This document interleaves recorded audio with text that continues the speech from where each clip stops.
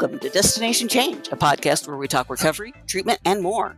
I'm your host, Angie Fiedler-Sutton, with the National Behavioral Health Association Providers, and I use she, her pronouns. Today's guest is Jordan Young.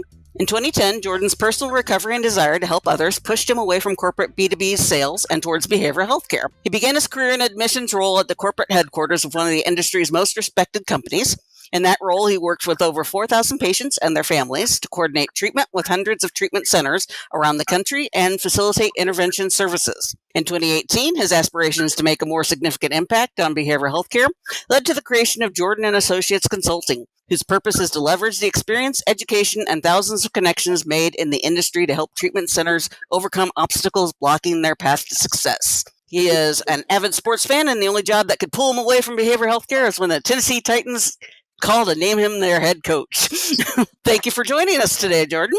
Thank you, Angie. I appreciate you inviting me on and doing this with me. Yeah, well, I kind of already talked about this in the bio, but I'd like a little bit more information about how you kind of got into the recovery industry, why you obviously have a history of recovery, but what made you decide to go into recovery versus, use that as a job? Yeah, that's a great question. So I got sober in 2009. And I was working a corporate B2B sales job, and it was a really good company. I had a friend that worked at the treatment center that I went to work at, and their location was about 300 feet from where my office was. And he and I would go to lunch sometimes, and he told me about the organization and how great it was. And it sounded awesome. It sounded like he was really helping people out, and it was something that I wanted to get involved with. So I told him that whenever they were hiring, let me know, because I would love a chance to work with that industry and that population. So I don't know, about 8 months go by or so, and I had lost my job during the recession of 08-09, and they started a new department that handled all the patients that called in that their facilities were not a fit for. And so I was the first hire for that department. And it's something I think about, like when you were reading my bio, I want to make sure that people know that, hey, I wasn't a broker when I first got into the industry, because we say I referred over 4,000 patients to hundreds of treatment centers around the country, which I did, but it was because our facilities weren't the right fit for that patient, whether it was their financial, geographic, or clinical needs. We weren't the best fit for them. So I worked with hundreds of treatment centers around the country and referred them to those facilities for free. It wasn't a brokering type situation. So that's how I got into the field, and that was my first job. Great. Why behavioral health? Why specifically? Your history, but what draws you to it? So now it would be very, very difficult for me to get out of. I'm pretty much a lifer now because I've worked in it for 14 years and have so many connections in the field that if I stepped into a new industry, it would be like starting over, and I knew no one and no one would know me. But initially why I got into the industry, so when I was interviewing for jobs after I had lost my position at the B2B company, actually a competitor of theirs was courting me along with me applying for the treatment center organization. And I had simultaneous offers. It's funny how it works out like that. You can go months without being able to get a job, but then whenever you get one, you have another one come in at the same time. And so for me, I could go into doing something that I knew how to do, and I was okay at it. The B2B sales job, or I could try something different that I was really passionate about. And I think that's what drew me into the industry, and that's what keeps me in it. You hear buzz about negativity about certain people in the industry or certain things that people are doing from a business standpoint. And that is true. There is ugliness in this industry, but there's ugliness in all industries. They just say how corrupt certain states are in the industry. That it's a shady state and they do all these unethical things. Well, yeah, that may be the case, but also there's people doing unethical things in all areas of the country, not just one or two or four particular states. But likewise, there are really good people that are doing good work for good reasons all over the country too. And so I feel like that's what I look for. Whatever you're seeking out is what you're going to find, whether you're looking for the good in someone or the bad in someone. And I like to be the type of person that tries to seek out the good, not naively, but I feel like we have really good people doing good work in our industry. Great. Well, let's talk a little bit about you creating your own company. Why do that versus stay with the company that you were with? Oh, it was so scary, Angie. It was so scary. Okay, so I had been with my prior organization for quite a few years, and we had been acquired, I think, 3 times. And a big treatment center organization acquired us in 2015. So I started in 2010. We were acquired. It was either the second or third time that we were acquired while I was there. And the parent organization pretty much left us alone. And during that time, I was working with some investors on opening my own treatment center. And we had plans to be in one state and ended up changing plans and getting rid of a couple of the investors and started plans to open in a different state, and things didn't work out. It was very disappointing. It was a very disappointing experience, but things didn't work out, and I decided that was in 2017. And so that had been something I'd worked on for a couple of years. And I decided, okay, I'm going to give this a shot. I'm going to do everything I can to stay at this organization. I know that things have changed within the culture. So the parent organization left us alone for about a year or two before they started making changes to our culture. And I could really feel it starting in 17. I said, okay, I'm going to start trying to do whatever I can to make this a position in a company that I want to stay at, and not just stay at because I'm waiting on something else. And I felt things within the organization and the management team that I just I no longer wanted to be a part of. I couldn't continue to work at an organization like that for a long period of time. And so I started asking people, peers and people that I respected, what do you think would be a good move for me next? And so what so many people told me was, you need to go into consulting. And I thought, okay, great. But I don't really understand what a consultant does. That was going to be my next question. Yeah. And so I started this business, and I left a great job. I talk about all the things that I didn't like before, but it paid me very well. I was basically, it was like having the autonomy of being self-employed. I made my budgets. As long as I hit my numbers and everything, at least the prior management had left me alone. It was great. I knew tons of people in the industry. Tons of people knew me. So I left to go do something I had no idea how to do. I didn't know what it was. I didn't really understand consulting. My original business plan, Angie, was that I know so many people out there. What I'm going to do is I'm going to find the need that you have, and I'm going to match you up with whomever that may be, because I know experts. This is my mindset. I know experts that do anything you could possibly need in the industry. And that was true. That's still true. But my idea for my consulting company was really going to be more like a contractor service. And there were a few things that I would work with people on. And so when I started this consulting business, I would explain to people, well, I do this and this and this and this and this, all these different things. No one really understood, because honestly, Angie, I didn't understand. And a couple of people who I respect, who I hold in very high regard in the industry, told me early on, probably within the first 6 months of me being out on my own, they said, Jordan, what do you do? Yeah, I know what you're saying, and I would have a conversation with you because I know you and I like you. But if I didn't, I wouldn't have a call with you because I don't understand what you do. I had no real value proposition other than, hey, I know a whole lot of people.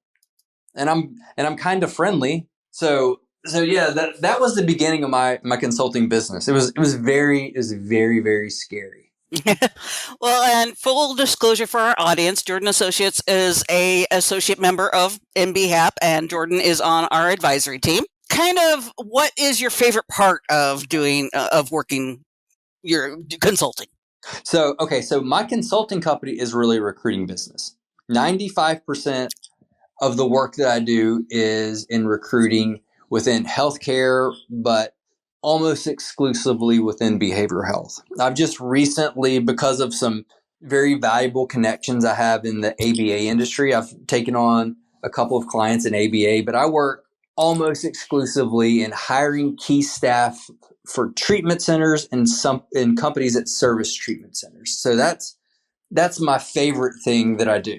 And it's something that I had no idea how to do when I started doing it. It was a need that got pressed upon me. So if you allow me to, I'll tell you the story about that as well. Yeah.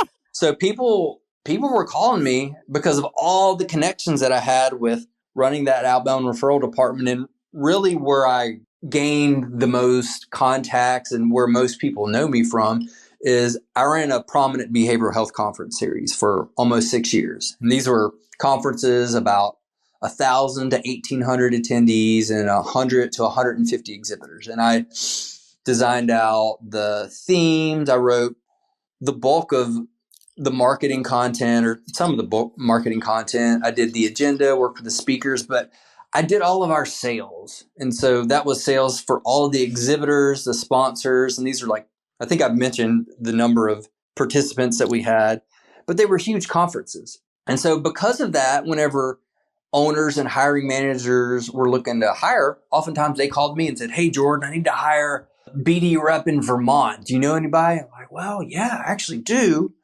But here, let me connect you with these recruiting companies." Or when people were looking for jobs, they would call me. And there were some recruiting companies that I knew that I would just pass people along to that needed help. And I remember specifically, I sent over another candidate to this recruiting company, and the guy said, "Jordan, please don't send us any more candidates. All we want are jobs that you send."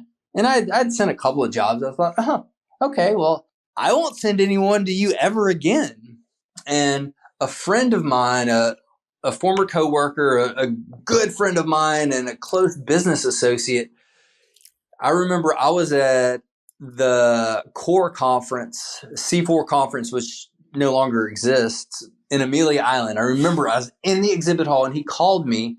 I took the call in the exhibit hall. He said, "Hey, Jordan, I got promoted today to VP of Business Development. I need to hire 10 business development reps this year and 5 next year. I want you to do it for me." I said, okay, I'll give it a try. And so this was a guy who had encouraged me because of my network to go into recruiting. And so that was the first time that I said, okay, I'll try this recruiting thing. And I remember they gave me a couple of positions. I filled them both. And I thought, all right, well, I think I can do this. And so I've just figured things out as I've gone along. A lot of hard work, a lot of contacts that I have, but working with some professional recruiters for coaching. I mean, it took me a while to do it, but I invested in my own education and some people that are much better recruiters than maybe I'll ever dream of being. But investing in my education has made me a lot better with my craft.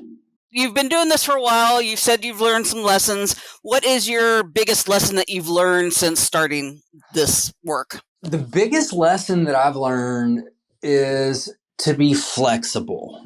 So I went in, like I had mentioned, to consulting with no idea how to do it, but I knew that was what I was going to do. But what the market dictated I needed to provide for it was recruiting services, helping treatment centers hire key staff, and helping behavioral health professionals find new careers, find new positions. That's the number one thing. Be flexible. Observe where the needs are and fill those needs. Observe where your talents are. And my talents, it wasn't like I got into recruiting, but like, oh yeah, there's a big need and maybe I can figure out how to do that. From those prior positions that I had, I have such a gigantic network within behavioral health that I'm able to open the door to talent that is not available to other people, to most people, to recruiting companies, to even people that work in the industry, because I know so many people from my prior work in the industry, but also there's so many people that I may not know personally, but at least they know of my reputation, and people that even if they're not interested in positions, oftentimes they'll take a call with me either to offer a referral or to be polite with me. Because fortunately, throughout my time working in the industry, I've developed a pretty good reputation. Okay. Since you are a recruiter, what would you say is and not to give away all your secrets, but your number one hiring tip for people who are hiring? Oh man, there's so many for hiring managers. I would make sure that hiring managers know going in that just like you're hiring or just like you're interviewing multiple candidates, these candidates are interviewing multiple companies. So it's not like, oh, we're going to so graciously offer you this job. You're welcome. No, you have to sell the opportunity to the candidates. You have to give them a reason to choose you over the other hiring managers and companies and people that they're going to report to or people that they're going to work alongside. You have to make them choose your organization and your opportunity over all those others. I did a survey. So something that I also kind of dabble in is surveys within the healthcare and behavioral health industry. And I can explain that more in depth if you want later. But one of the things that I found was, what was it, like 68 or 70% of people that accept a new position are interviewing for multiple opportunities at once. It's not like, oh, I'm just going to go to this one. This is the only place I'm going to interview with. The overwhelming majority of people that leave their company, they're looking at least 2 and sometimes 3 or more opportunities at once. So why choose me? And the opposite, number one job search tip or for people who are looking for jobs? Oh man, there's so many. I would say be prepared. Treat it like it's an actual interview. I know that in our world of Zooms and a lot of people have become a lot more relaxed, and be prepared. Research your company that you're interviewing with. If you know who you're going to interview with, the individual, research them. If you're doing a Zoom, prepare for it. Know why you want the position. Know about the company. Know why you're attractive, why you would be an attractive candidate to put in this role. What makes you the right fit for this organization? And God, ask for the job, sell the hiring manager, close the interview, know what you want from a compensation standpoint. Prepare, do mock interviews, have your standard interview questions and go through those, practice those.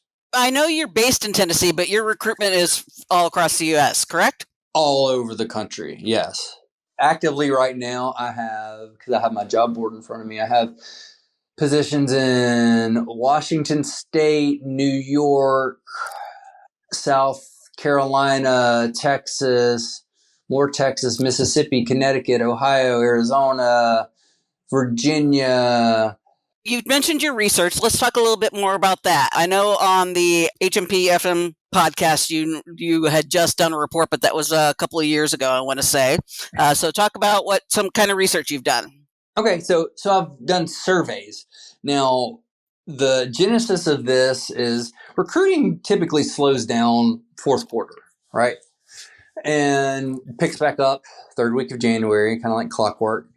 So I was going through a slow season, and I thought the overwhelming majority of people that I speak with are unhappy with their current job or their current manager, right? I mean, that makes sense doing what I do. And I thought, well, how prevalent is that within the behavioral healthcare industry? So I did a survey on employee engagement, and it was like 1,200 people that completed the survey and got some good information from that. And so I decided, maybe this doesn't have to be just a one-off. Maybe I can do some more. And it doesn't really help me as an organization. I mean, I guess maybe it's from a marketing perspective, it has. And I've been asked at a few podcasts and presented at conferences, I think maybe based off of that. But yeah, they're, just surveying behavioral health care.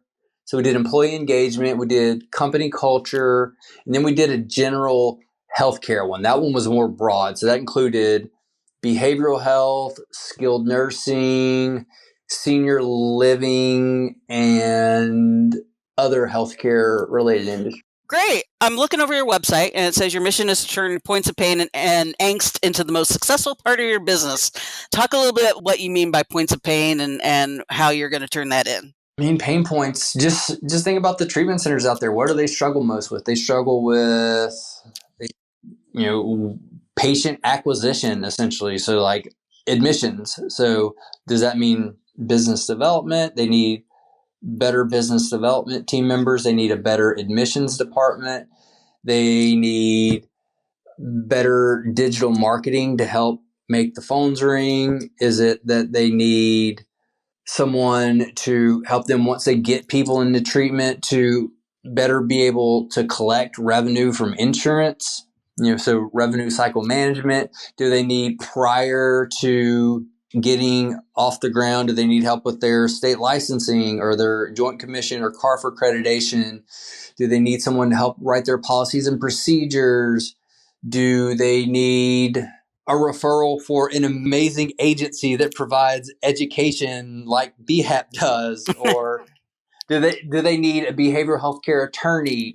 What do they need? Because like I mentioned, whenever I first started the consulting business, there's not a service that someone would need in the behavioral health care industry that I don't have a good connection for, and none that I can think of, at least. And so, whatever your pain point is, if it's something that I can help you with personally, I'll be happy to.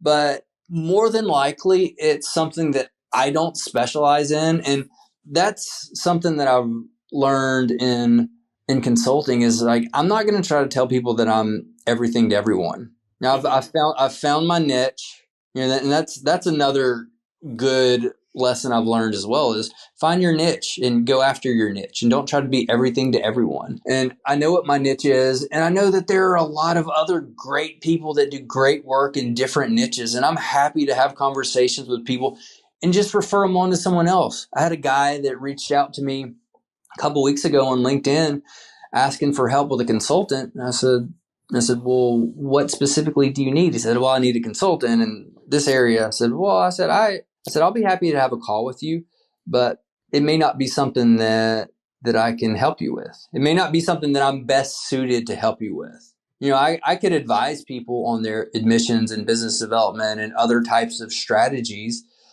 but I don't think I'm the very best for that. I think I'm the best at what I do, but yeah, this guy needed help with policies and procedures and state licensing and accreditation in Arizona. I said, yeah. I said, I'm not going to be the person to help you with that, but I know who will. Let me send an intro email for you. As you mentioned, you started in 2013. For better, for worse, that is over 10 years ago. not last year. What would you say is the biggest change that you've seen since starting? So I started in the industry in 2010. I started my business in 18. Honestly, I mean, I've had almost three different careers, is what it seems like. My first position in the industry, when I was doing the outbound referrals, I've noticed how it seemed like treatment centers worked together better. From like a referral standpoint, it wasn't that we're trying to be all things to everyone. It's that we can find a partner that serves patients well and serves patients with different needs than we do, and we can refer patients to them. And I feel like maybe that collaboration still exists, but it doesn't seem like it exists to the point that it did back in 2010. What I've noticed from a business standpoint here more recently is the change in ownership and how we've become, I like to say that we've always been an under-professionalized profession. And I feel like to a point we still are, but it's becoming more professionalized, and we're seeing a change in the owners and the operators, and a lot of private equity coming in, and a lot of consolidation, fewer and fewer mom and pops, a lot more people entering into the industry and being gobbled up by these big organizations. So that's the biggest change that I've seen most recently. Mm-hmm. And honestly, Angie, it may be because I'm more privy to those types of conversations with people now.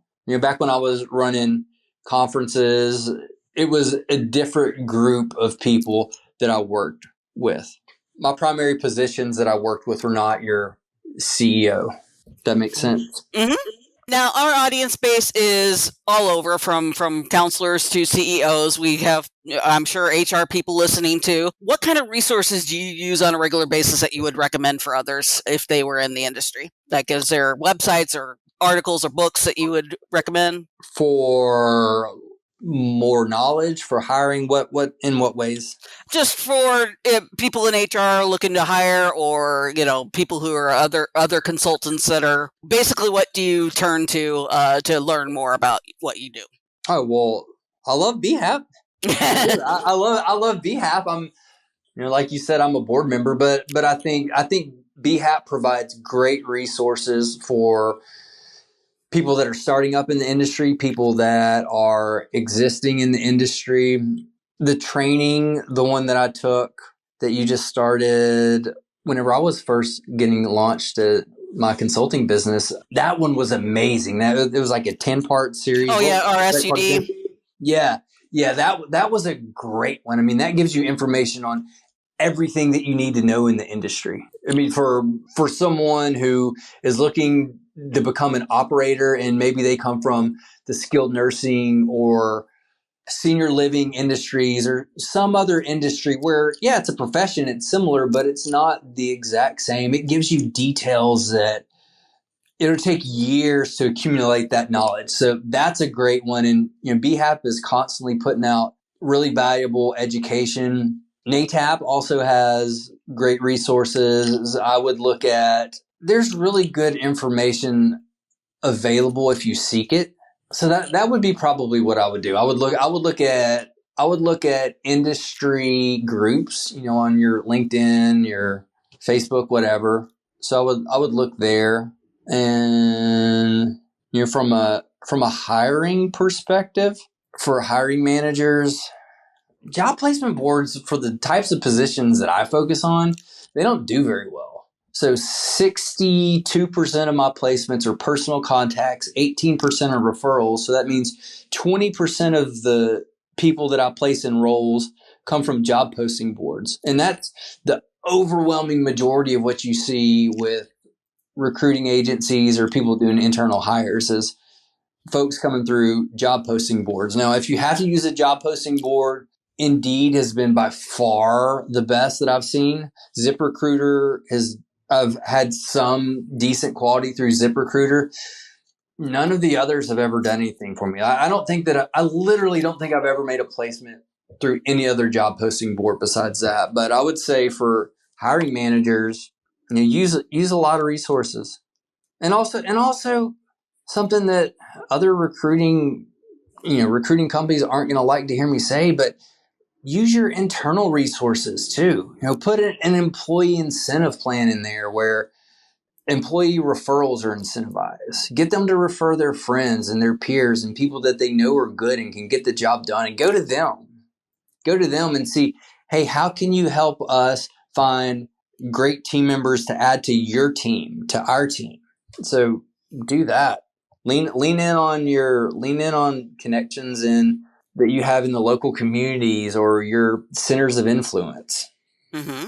You've mentioned LinkedIn a couple of different times. What would be your recommendation for how best to use LinkedIn? I mean, some people say it's useless. Some people love it. How would you use it? I love it. I have 27,000 connections, literally. So I spend a lot of time on LinkedIn. I think it's great for prospecting certain types of positions.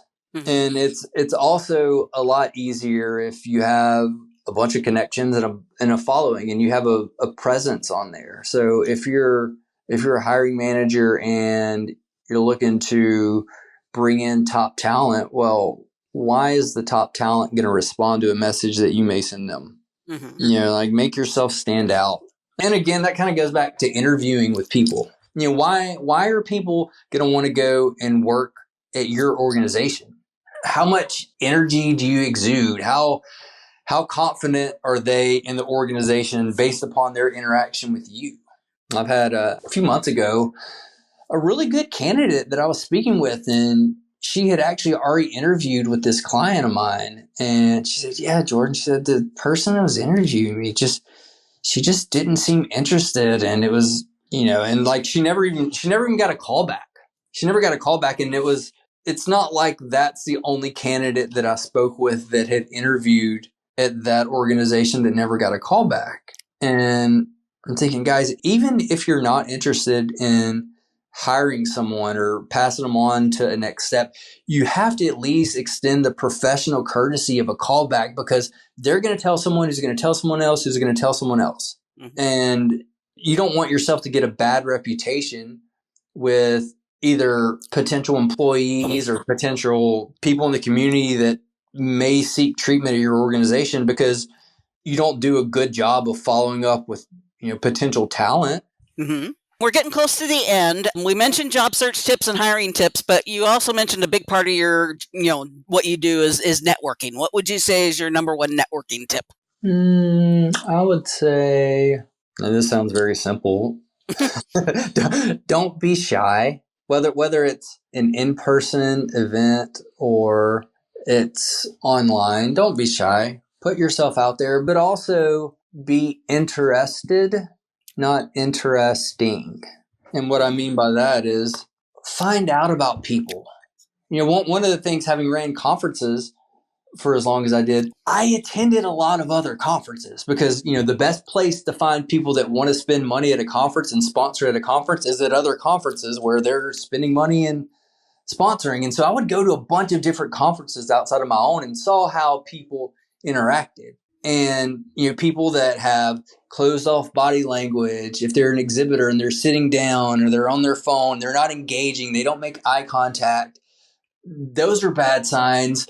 But also, if you come in and, Angie, you're trying to sell me a membership to BHAP, and you just jump right in and you tell me about, this about BHAP, and you have no idea what I do, you have no clue what you may be telling me that is attractive to me, that stands out. So if you get a chance to let me talk about myself and tell you a little bit about who I am and what's important to me in my business, then you can determine, okay, is this company going to be a candidate for my service or what I'm offering, or what about my service or my offering is going to be the most attractive to this person? So, from a networking standpoint, get to know the person that you're speaking with. It's not just like, okay, hey, my name's Jordan, let me tell you about me, and then I walk away like, okay, I didn't even get your name. Like, it's a two-way street. Now, as I mentioned, we're getting close to the end. Was there something that you wanted to talk about but haven't, or that you thought I was going to ask but didn't? I don't think so. And then finally, if people want to learn more about you, where can they find you? They can find my website, which is Jordan, Jordan, at jordanandassociates.net. And is spelled out. Associates has an S. Net is like a net. They can find me on LinkedIn through my name, Jordan Young. And those are the best ways to find me. Great. Well, thank you very much. You've been listening to Destination Change. Our guest today was Jordan Young. Thanks for being here. Our theme song was Sun Nation by Kitsa and used via Creative Commons license by the Free Music Archive. Please consider rating and reviewing the podcast on Apple Podcasts so we can get more listeners. In the meantime, you can always see more about the podcast, including show notes and where else to listen, on our website, www.nbhap.org. If you have questions for the podcast, please email us at info@nbhap.org. Thanks for listening.